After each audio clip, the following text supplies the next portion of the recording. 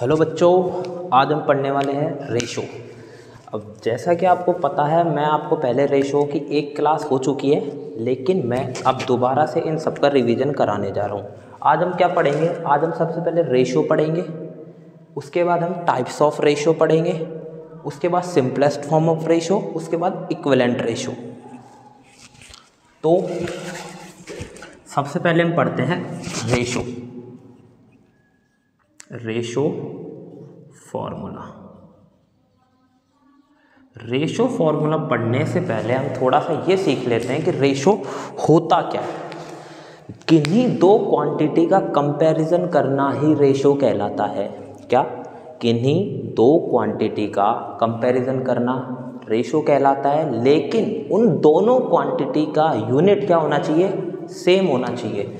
जैसे मैं आपको एक सिंपल एग्जांपल लेके समझाता हूँ कि रेशो क्या होता है। जैसे कि Garima's weight, it's 45 kg। Okay, Garima's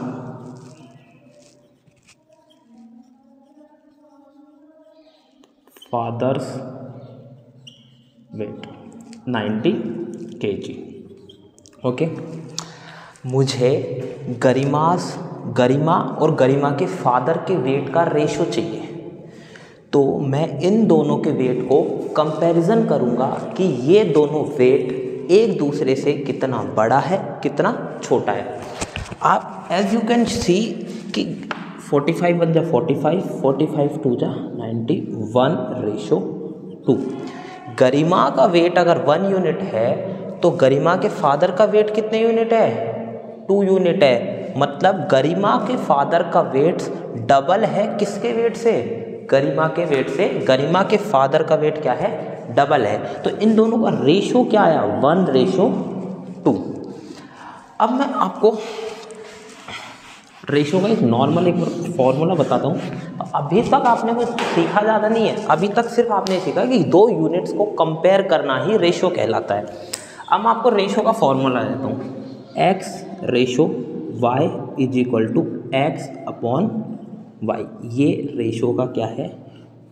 formula है। ठीक है, ये रेशो का फॉर्मूला क्या है? इसको कैसे पढ़ते हैं? x is to Y is equal to X upon Y. y ratio x का फॉर्मूला क्या होगा? y upon x। ये किसका फॉर्मूला हुआ? y is to x। इसको कैसे पढ़ेंगे? x is to y। इसको कैसे पढ़ेंगे? y is to x। ठीक है, x is to y is equal to X upon Y, y is to x is equal to y upon x। एक बात और मैं आपको बताना चाहता हूँ कि रेशो की कोई भी यूनिट नहीं होती है। क्या? रेशो की कोई भी यूनिट नहीं होती है। अब क्यों नहीं होती है वो मैं बताता हूँ। अभी हमने किन किन लोगों का रेशो लिया था? गरिमा का रेशो लिया था और गरिमा के फादर का रेशो लिया था। देखते हैं, दोबारा लेते हैं। Garima's weight, Garima's father weight, इधर कितना था? 45 kg रेशो 90 kg। बेटा रेशो में इस kg से ये kg कट जाएगा। ठीक है, इस kg से ये वाला kg कट जाएगा और मेरे पास रेशो क्या आ जाएगा? 45:90, 1:2, 1:2 आ जाएगा।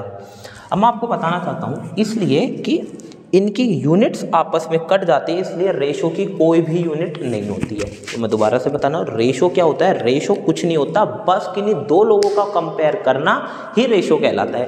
रेशो की अपनी कोई भी यूनिट नहीं होती, रेशो यूनिटलेस होती है। उसके अलावा ये हमने रेशो का फॉर्मूला पढ़ लिया।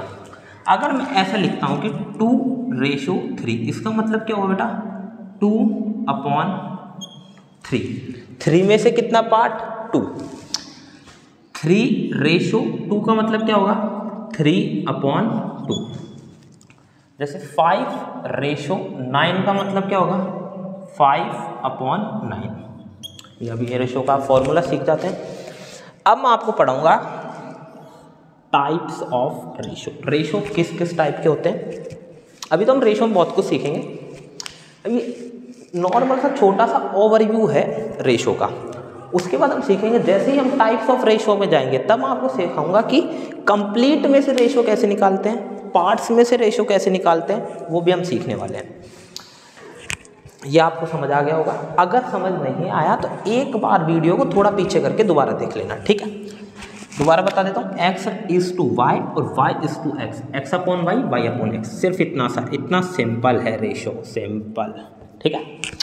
x ratio y is equal to x upon y, y ratio x is equal to y upon x, 2 ratio 3 is equal to 2 upon 3, 3 ratio 2 is equal to 3 upon 2, और रेशो की कोई भी unit नहीं होती है। अब हम क्या पढ़ेंगे, आपको शायद अगर इधर नीचे नहीं दिख रहा हो तो मैं उसके लिए ऊपर ही लिखूंगा आपसे। अब हम क्या पढ़ेंगे, types of ratio, types of ratio. इसके दो टाइप होते हैं, first part two part type, second होता है पार्ट टू वॉल टाइप। इन दोनों को समझाने से पहले मैं एक छोटा सा एग्जांपल लेता हूँ जो आपकी बुक का है। मान लो मेरे पास एक जार है, ठीक है, ये एक जार है, ठीक है। इस जार में क्या क्या है, मार्बल्स है, ठीक है। क्या है, मार्बल्स।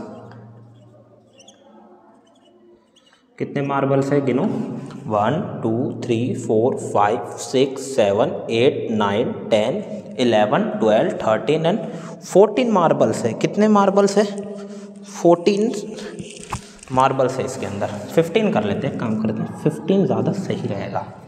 जिसमें से टोटल मार्बल्स कितने हैं बेटा, टोटल मार्बल्स अभी गिने थे हमने, कितने, 15। कितने हैं, 15 टोटल मार्बल्स है।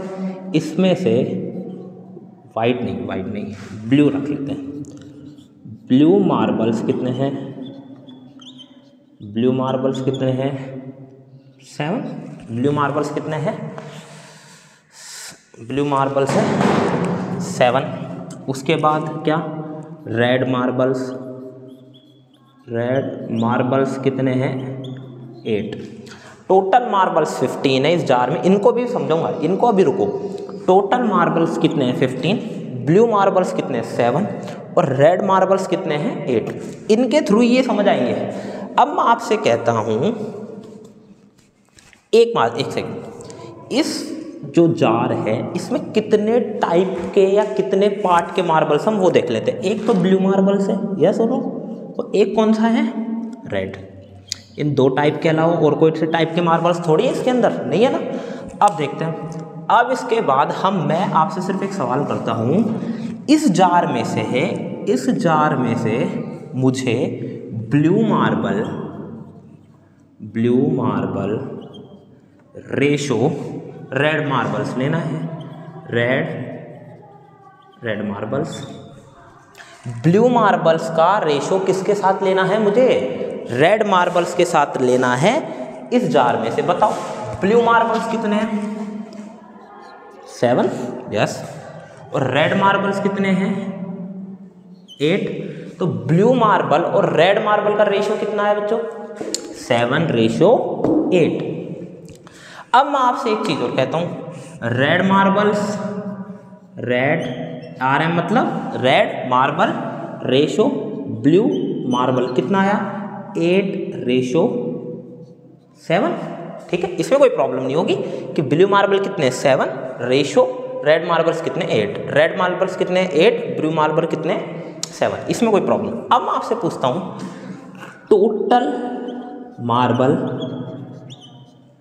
Ratio blue marble, total marble ratio blue marbles. Total marbles कितने बच्चों, 15। टोटल मार्बल्स कितने हैं, 15 रेशो ब्लू कितने हैं, 7। ब्लू कितने हैं, 7। अब मैं आपसे पूछता हूँ टोटल TM मतलब total marbles, ratio red RM मतलब red marbles. Total marbles ratio red marbles कितने हैं? टोटल मार्बल बताओ कितने हैं? 15। रेशो रेड मार्बल्स कितने हैं? 8। ठीक है, 15:7, 15:8। अब मैं आपको ये सब कुछ मैंने कहानी क्यों बताई वो समझ लेते हैं। मैंने ये बताओ ब्लू मार्बल और रेड मार्बल्स ये भी एक पार्ट है किसका? जार का। और ये भी एक क्या है? पार्ट ही है जार का। ये भी पार्ट है और ये भी पार्ट है। अब मुझे बात बताओ, अब इसको इस हेडिंग को पढ़ो, पार्ट 2 पार्ट टाइप। मैंने पार्ट का रेशो किसके साथ लिया है? पार्ट के। इस जार में कितने पार्ट्स हैं? 2 पार्ट्स है, blue part and red part. तो मैंने पार्ट का रेशो किसके साथ लिया? पार्ट के साथ लिया। तो कौन सा टाइप हो गया? Part 2 part. पार्ट का रेशो में अगर वॉल का मतलब कंप्लीट के साथ लेता हूँ, देखो टोटल मार्बल्स पार्ट का, ब्लू क्या है? ब्लू क्या है बताओ? पार्ट ही तो है। और टोटल मार्बल्स क्या है? ये तो वॉल है, मतलब टोटल है। मैंने अगर टोटल का रेशो पार्ट के साथ लिया या पार्ट का रेशो किसके साथ लिया? टोटल के साथ लिया, तो क्या हो जाएगा? Part 2 wall. और अगर मैंने पार्ट का रेशो पार्ट के साथ लिया तो क्या हो जाएगा? Part 2 part type. अब आपको समझ आया? एक जार है, जार में 7 रेड मार्बल्स है ना, सॉरी 7 ब्लू मार्बल्स है, 8 क्या है? Red marbles. उसमें से अगर मैं ब्लू मार्बल और रेड मार्बल का रेशो लेता हूँ, मतलब पार्ट का रेशो मैं पार्ट के साथ लेता हूँ, तो वो कौन सा टाइप का रेशो हो जाएगा? Part 2 part ratio. और अगर मैं टोटल कंप्लीट का रेशो किसके साथ लेता हूँ? पार्ट के साथ लेता हूँ, तो वो क्या हो जाएगा? बताओ। वो हो जाएगा टोटल, क्या हो जाएगा? Part 2 wall type. तो आप अब टाइप रेशो के टाइप समझ चुके हो। मैं छोटा सा एग्जांपल और लेता हूँ, वो आपको बताना है मुझे। मैं उसमें आपको 3 क्वेश्चन पूछूंगा। 3 क्वेश्चन के बाद आपसे मैं ये भी पूछूंगा कि वो कौन से टाइप का रेशो है। छोटा सा क्वेश्चन लेते हैं और ये सब आपको लिखना है वीडियो पॉज करके, ठीक है?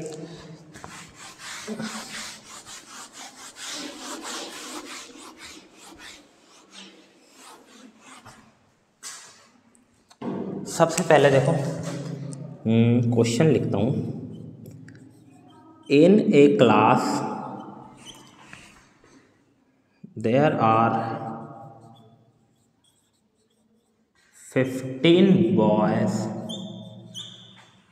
And 13 girls. Find the. First question क्या है? रेशो, BW का मतलब क्या? Between. Find the ratio between boys and girls. Second क्या? Ratio between girls and boys. Third क्या? Ratio between boys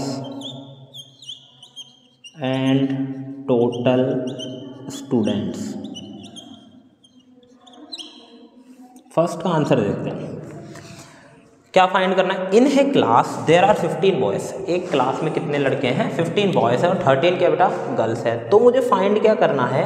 ratio between boys and girls. तो मुझे एक क्लासमेट कितने? 15 बॉयज 13 गर्ल्स है। और मुझे बॉयज और गर्ल्स का रेशो, इधर क्या लिख दूं? बॉयज रेशो गर्ल्स, क्योंकि मुझे क्या पूछा है? बॉयज़ का रेशो और गर्ल्स का रेशो पूछा है। तो मैंने शुरू में बॉयज़ लिख दिया, फिर क्या लिख दिया? गर्ल्स। बॉयज़ कितने बेटा? 15 रेशो, गर्ल्स कितनी है? 13। तो क्या आ जाएगा? 15:13। सेकंड क्या पूछा है? Girls and boys, GIRLS, girls ratio boys. Girls कितनी है? 13:15। थर्ड ये बताना है मुझे आपको।